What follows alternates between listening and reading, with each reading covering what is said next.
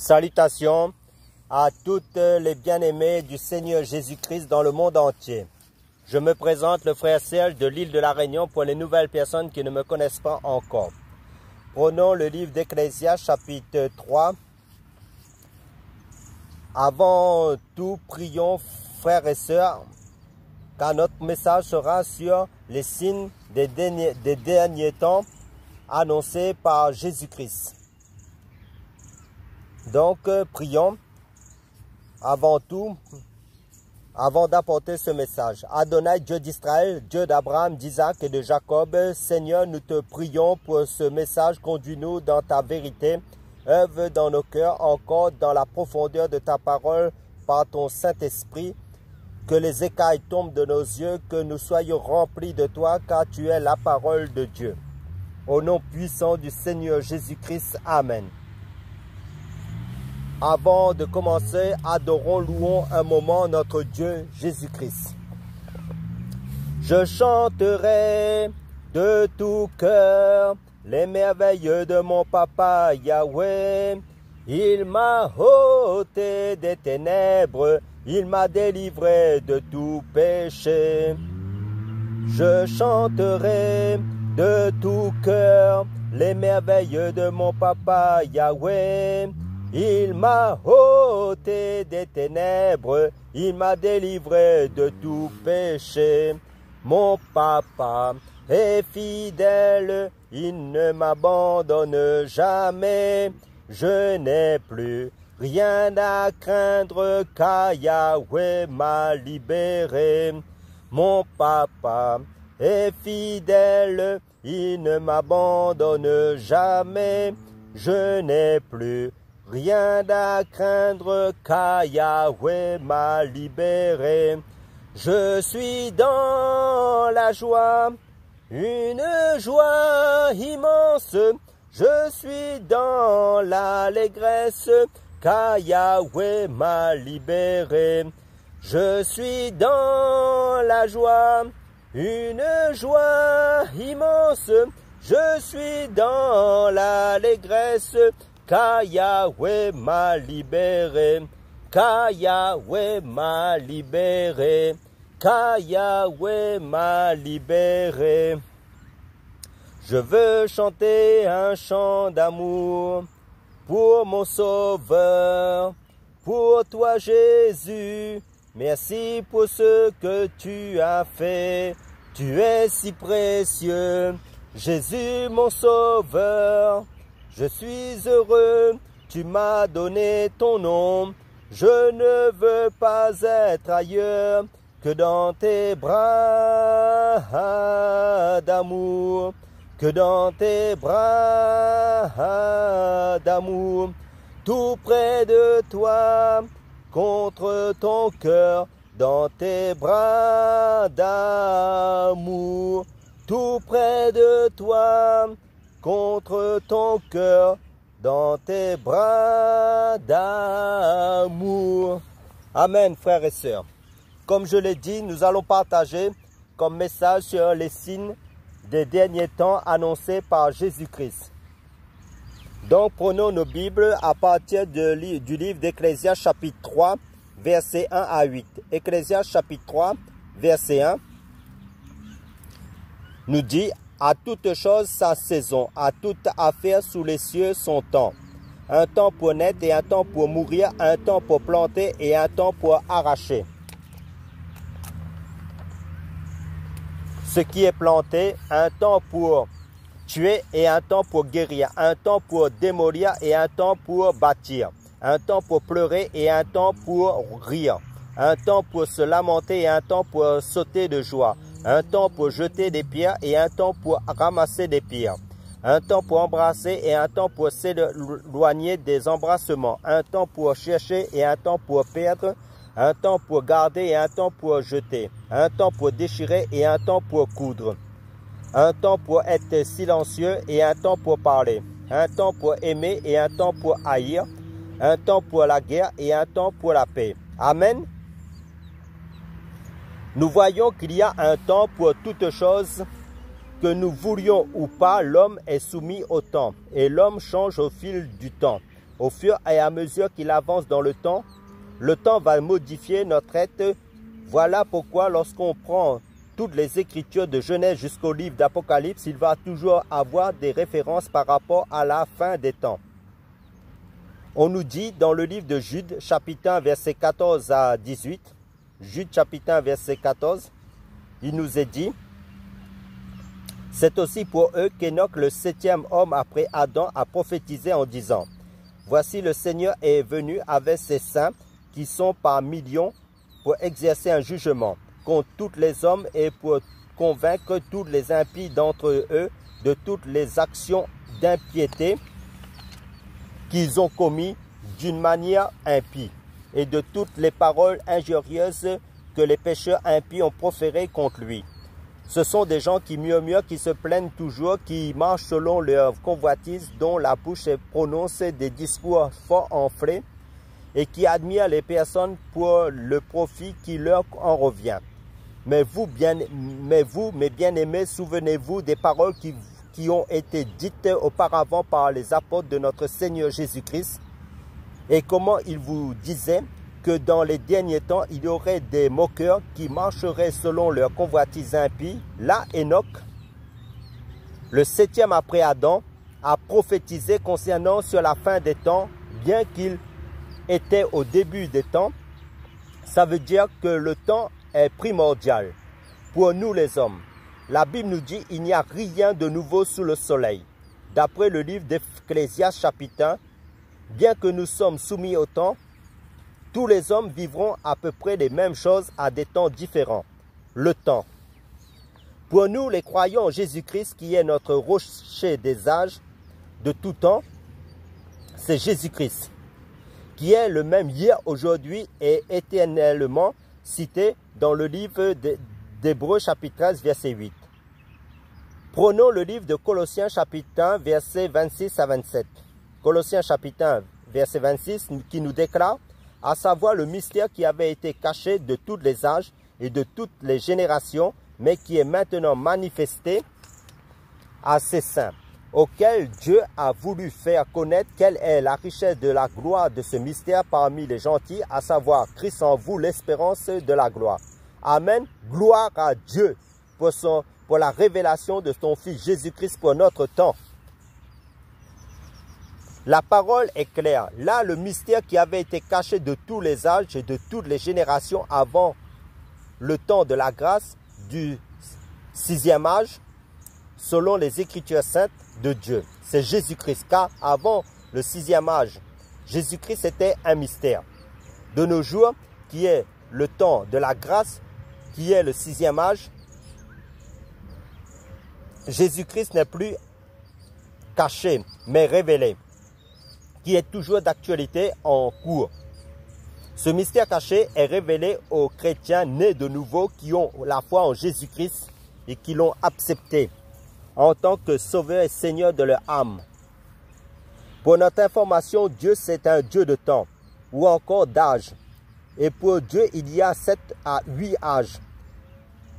Car c'est Dieu le maître des temps d'après le livre de Daniel chapitre 2. Voyons un peu les 8 âges. Tout d'abord, le premier âge, c'est l'âge de l'innocence, avant la chute, le péché des premiers hommes sur la terre, d'Adam et Ève, avant Genèse chapitre 3. Ensuite, le deuxième âge, c'est l'âge de la responsabilité morale, après le péché de l'homme. L'homme était responsable de ses actes, de ses actions, après Genèse chapitre 3. Le troisième âge, l'âge du gouvernement humain, avec Nimrod, d'après Genèse chapitre 10 à 11. Le quatrième âge, c'est l'âge de la promesse. De Dieu promet une postérité à Abraham par Isaac à partir de Genèse chapitre 12. Ensuite, le cinquième âge, l'âge de la loi mosaïque à partir du livre d'Exode chapitre 19. Puis le sixième âge, l'âge de la grâce, l'âge de l'Église, la naissance de l'Église à partir des Actes des Apôtres chapitre 2. Où nous sommes actuellement encore au temps de la grâce. qui n'est pas encore fini. Amen. Et ensuite, le 7e âge, l'âge du Shabbat, du repos, l'âge du royaume de Dieu. Le millénium, le règne de 1000 ans de Christ sur terre à partir du livre d'Apocalypse chapitre 20. Et le 8e âge, l'âge du renouvellement, les nouveaux cieux et la nouvelle terre de l'éternité, la nouvelle Jérusalem céleste à partir de l'Apocalypse chapitre 21. Or, si le Seigneur a mis l'accent sur la fin des temps, car le retour du Seigneur interviendra dans la fin des temps. Or, quand on parle de la fin des temps, on parle de quoi? Prenons les Actes des Apôtres chapitre 2, versets 14 à 21, qui nous informe: alors Pierre, se présentant avec les 11, éleva sa voix et leur dit: hommes juifs, et vous tous qui habitez à Jérusalem, apprenez ceci et faites attention. À mes paroles, ces gens ne sont pas ivres comme vous le savez, vous le pensez, car c'est la 3e heure du jour, c'est-à-dire 9 heures du matin pour nous. Mais c'est ici ce qui a été dit par le prophète Joël. Et il arriva dans les derniers jours, dit Dieu, que je répandrai de mon esprit sur toute chair. Vos fils et vos filles prophétiseront, vos jeunes gens auront des visions et vos vieillards auront des songes. Et en ces jours-là, je répandrai de mon esprit sur mes esclaves, hommes et femmes, et ils prophétiseront. Et je ferai des choses merveilleuses en haut dans le ciel et des prodiges en bas sur la terre, du sang, du feu et d'une vapeur de fumée. Le soleil se changera en ténèbres et la lune en sang, avant que ce grand et notable jour du Seigneur vienne. Mais il arrivera que quiconque invoquera le nom du Seigneur sera sauvé. Amen. Nous sommes à l'effusion de l'Esprit à la Pentecôte. Nos aînés dans la foi ont reçu l'Esprit. Lorsque l'Esprit est tombé sur eux, ils ont parlé les merveilles de Dieu des langues étrangères, dans des langues étrangères des différentes nations étrangères qui étaient présentes ce jour à Jérusalem. Ces nations ont pu entendre cela dans leur propre langue maternelle. Allons dans le livre du prophète Joël, chapitre 2, versets 28 à 29, qui nous déclare: et il arrivera après cela que je répandrai mon esprit sur toute chair, et vos fils et vos filles prophétiseront, vos vieillards auront des songes, et vos jeunes gens auront des visions. Et même en ces jours-là, je répandrai mon esprit sur les esclaves, hommes et femmes. Donc cela confirme bien ce que Pierre disait dans les Actes des Apôtres, chapitre 2, par rapport à la prophétie de Joël, car les derniers jours ont commencé quand l'Esprit Saint est descendu, tombé sur l'Église au jour de la Pentecôte dans les Actes des Apôtres, chapitre 2. Depuis 2000 ans, et nous sommes dans les derniers jours. Donc l'Église fait partie d'un des signes des derniers temps, des derniers jours. Prenons Romains chapitre 13, verset 11. Il nous est dit, même vu la saison, parce qu'il est déjà l'heure de nous réveiller du sommeil, car maintenant le salut est plus près de nous que lorsque nous avons cru. Amen. Dans d'autres versions de Bible, à la place de saison, il nous est parlé de temps. Car plus nous avançons dans le temps, plus nous entrons à fond dans les derniers jours. Comme il y a le début des derniers jours, mais il y aura aussi la fin des derniers jours. Comme nous avons vu au début, le temps a une influence sur nous. Nous sommes influencés par le temps. Vous allez voir, au fur et à mesure de l'histoire de l'Église, le temps a passé pendant ces 2000 ans. En cours de temps, l'Église a commencé à changer, à se pervertir. Beaucoup d'hommes sont venus avec des nouveaux messages pour changer les choses, les temps des ténèbres spirituelles. Du soir, le temps de l'apostasie, des faux enseignements qui sortent du cadre de la foi. Les signes du temps de la fin. Prenons l'évangile de Luc, chapitre 18, verset 8, qui nous dit: « Je vous le dis, il leur fera justice rapidement. Mais quand le Fils de l'homme viendra, pensez-vous qu'il trouvera la foi sur la terre ?» Allons aussi dans le livre de Jude, chapitre 1, verset 3, qui nous informe: « Mes bien-aimés, comme je désirais vous écrire avec empressement au sujet de notre foi, de notre salut commun, j'ai jugé nécessaire de le faire pour vous exhorter à combattre pour la foi qui a été transmise une fois pour toutes aux saints. Vous voyez, frères et sœurs du monde entier, la foi a été transmise une fois pour toutes aux saints. Car la parole de Dieu dans le livre de Romains chapitre 10 verset 17 nous dit « Car la foi vient de ce qu'on entend et ce qu'on entend vient de la parole de Christ ». Donc nous ne devons pas sortir du cadre des écritures bibliques données par les apôtres dans les écritures. Malheureusement, beaucoup de fausses doctrines ont pollué beaucoup de gens. Voyons cela dans les écritures. Prenons 1 Timothée chapitre 4 versets 1 à 5 qui stipule, nous informe clairement, mais l'Esprit dit expressément que dans les derniers temps, quelques-uns se détourneront de la foi pour s'attacher à des esprits séducteurs et à des doctrines de démons. Par l'hypocrisie de faux docteurs ayant leur propre conscience marquée au fer rouge, défendant de se marier et ordonnant de s'abstenir des viandes que Dieu a créées afin que les fidèles et ceux qui ont connu la vérité en usent avec action de grâce, parce que tout est sanctifié par la parole de Dieu et par la prière. Vous voyez, bien-aimés, le Seigneur nous a prévenus de l'abandon de la foi, de la véritable, du pur évangile du Christ, des vrais enseignants, des vrais enseignements du Seigneur qui seront abandonnés pour la mise en place des faux enseignements d'hommes.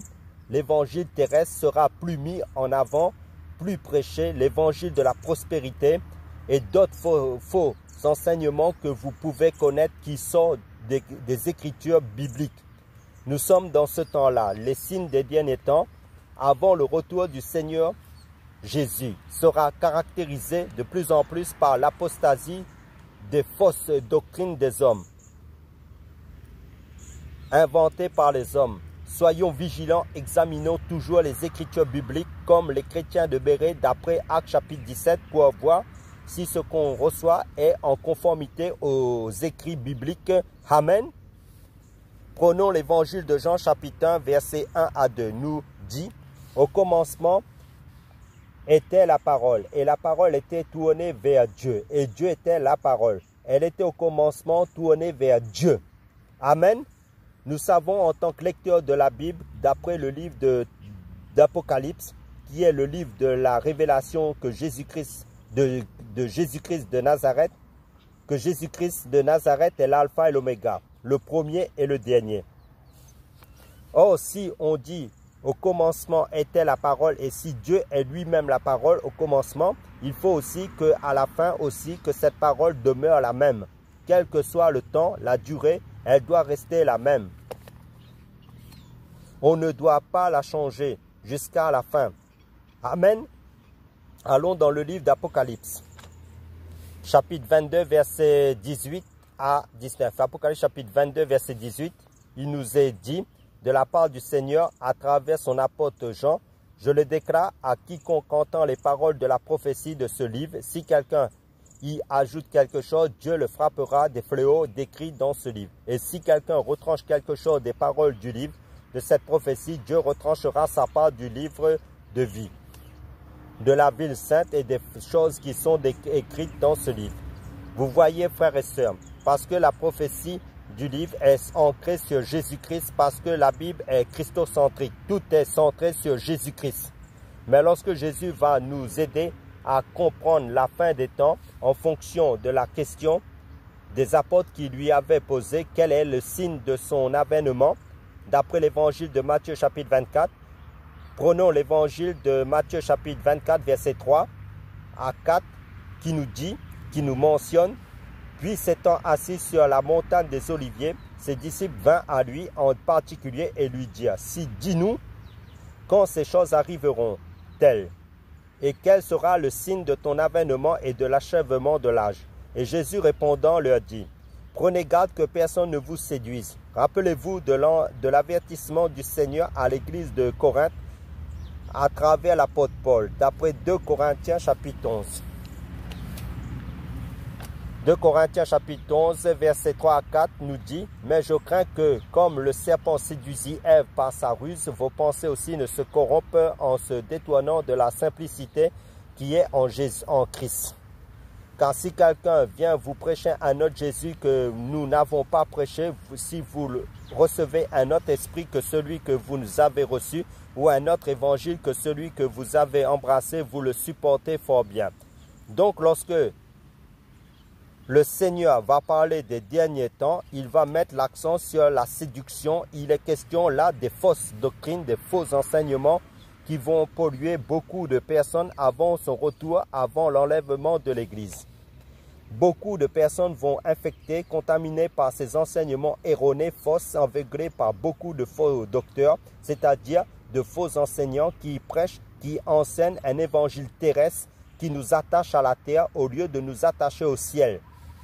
Donc au ciel, c'est-à-dire à Jésus-Christ. Amen. Donc le Seigneur nous met en garde contre l'apostasie, la séduction qui prend de plus en plus d'ampleur. Nous devons être vigilants et veiller comme les chrétiens de Béret pour examiner les Écritures saintes avant tout, d'après Actes chapitre, d'après les Actes des Apôtres. Examiner les Écritures saintes, comme c'est dit dans 1 Thessaloniciens chapitre 5, verset 21. Éprouver ou encore examiner toutes choses. Retenez ce qui est bon. Cela veut dire quoi en gros?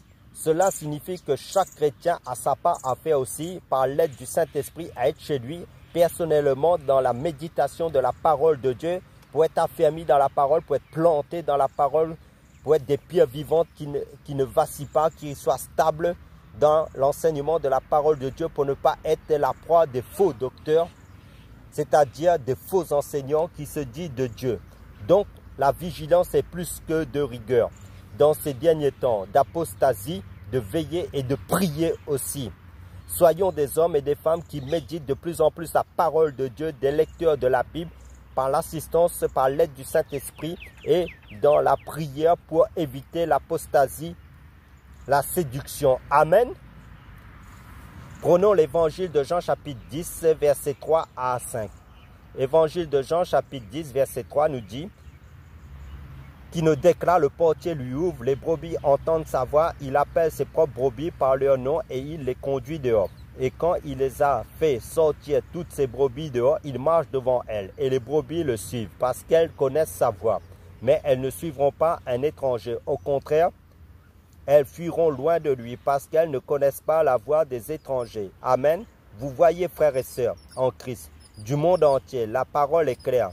Un conseil gratuit que je vous donne, frères et sœurs, si moi qui vous enseigne, qui vous prêche la parole de Dieu en tant qu'enseignant aragossé en Jésus-Christ sur mon site, si tu ne te tiens pas dans la prière, dans la méditation quotidiennement chez toi, dans la parole de Dieu pour demander au Seigneur si cela ce sont ses enseignements à lui, alors faites attention de la séduction spirituelle. Ayez cette intimité en premier lieu avec le Seigneur Jésus-Christ pour toujours demander: Seigneur, est-ce vraiment ta vérité? Le Seigneur t'éclairera. Donc si nous sommes les brebis, les vraies brebis du Seigneur Jésus, nous avons reçu sa vraie parole, c'est-à-dire entendu sa voix à travers de sa parole pure. Et nous devons la garder telle qu'elle jusqu'à son retour et toujours rejeter toute voix étrangère au Seigneur, c'est-à-dire toute parole contraire à celle du Seigneur, ça veut dire les fausses doctrines. Toujours avoir ce discernement par rapport à la parole de vérité. Allons dans Genèse chapitre 3, verset 6. Genèse chapitre 3, verset 6 qui nous informe: la femme donc, voyant que le fruit de l'arbre était bon à manger, qu'il était agréable à la vue et que cet arbre était désirable pour donner de la connaissance, prit de son fruit et en mangea. Et elle en donna aussi à son mari qui était auprès d'elle. Et il en mangea. Donc Ève et Adam ont été séduits par Satan. Et ils ont reçu une autre parole contraire à celle de Yahweh.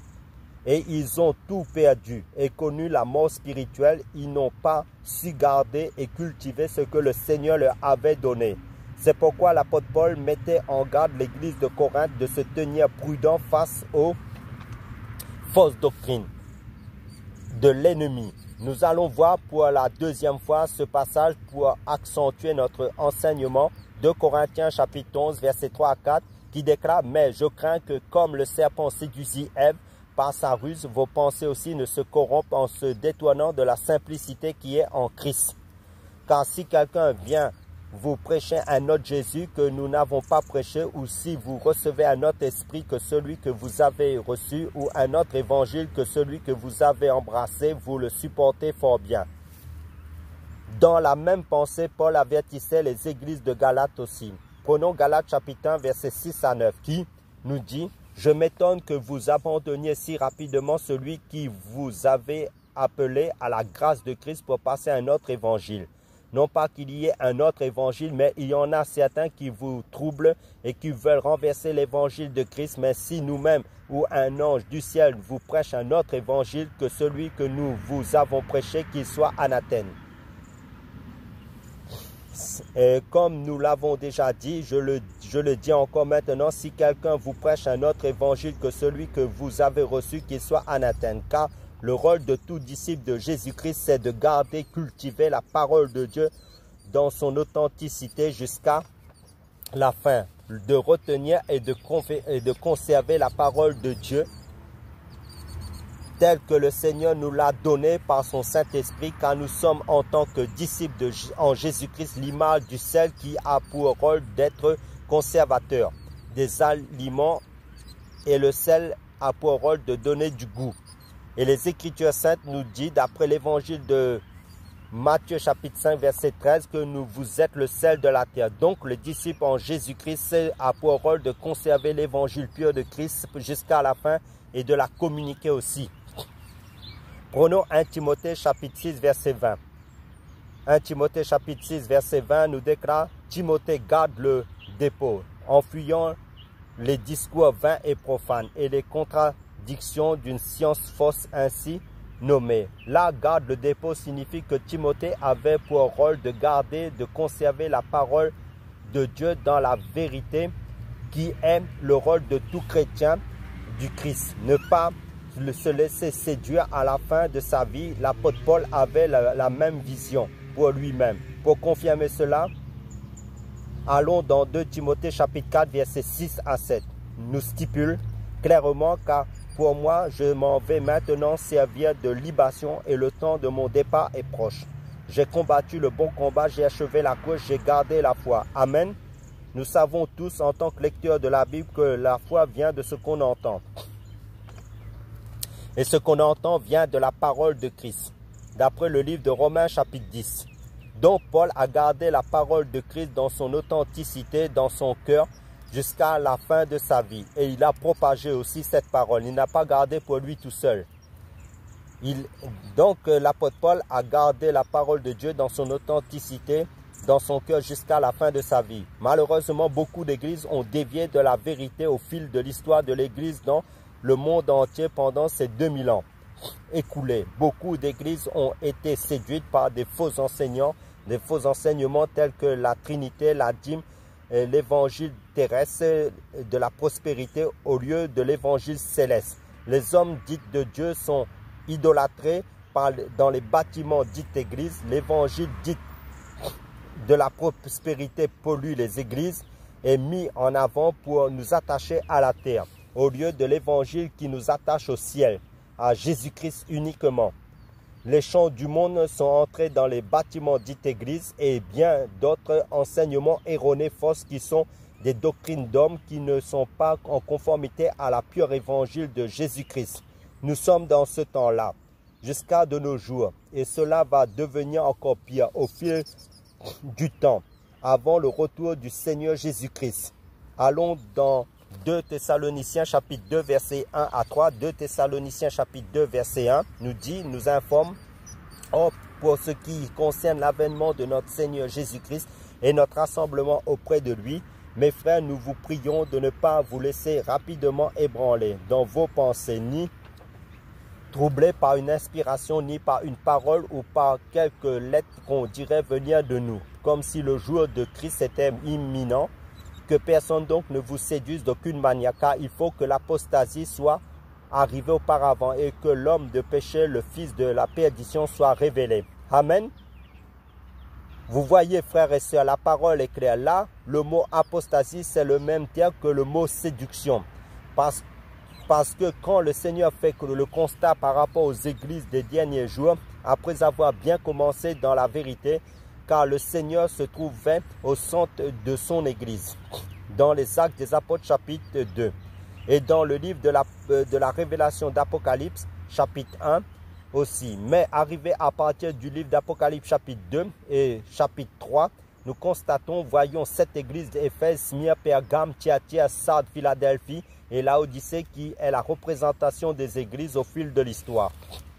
Depuis ces 2000 ans passés dans le monde entier, les signes des derniers jours dans les églises du monde entier annoncés par le Seigneur Jésus-Christ avant son retour. Amen. Prenons Apocalypse chapitre 3 verset 20 qui nous dit, voici je suis ici, c'est le Seigneur.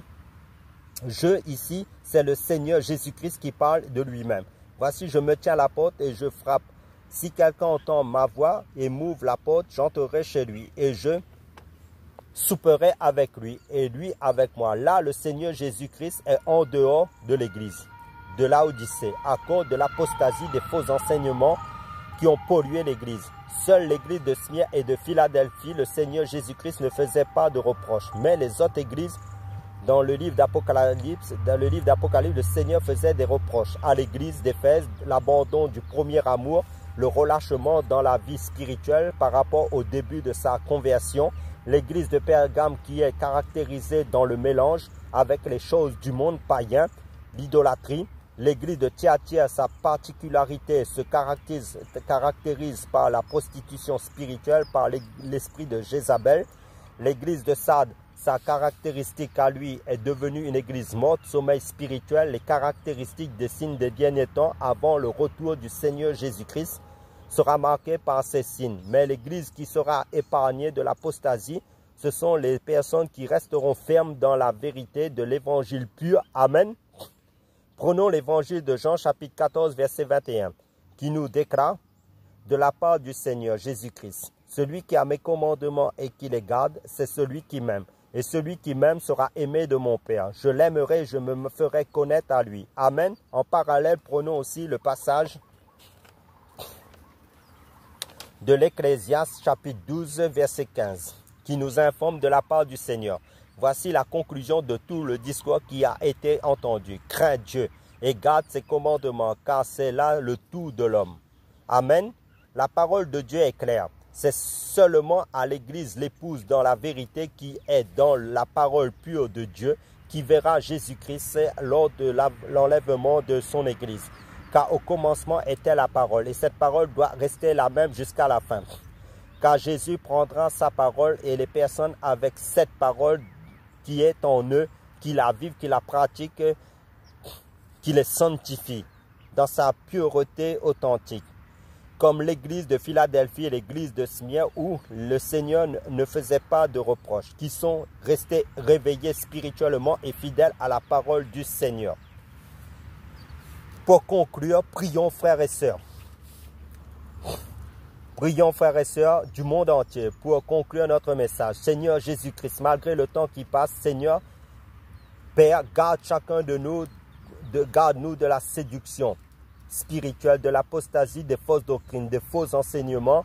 Aide-nous par ton Saint-Esprit à garder, à conserver, à cultiver ta parole dans la vérité en chacun de nous, dans ton corps, car l'Église est la colonne et l'appui de la vérité, qui est l'Église du Seigneur Jésus-Christ pour nous-mêmes et pour les âmes dans le nom du Seigneur Jésus-Christ, pour que tu sois toujours et éternellement au milieu, au centre de ton Église, que nous sommes, Seigneur, en toi, pour la gloire de Dieu le Père, dans le nom puissant du Seigneur Jésus-Christ. Amen.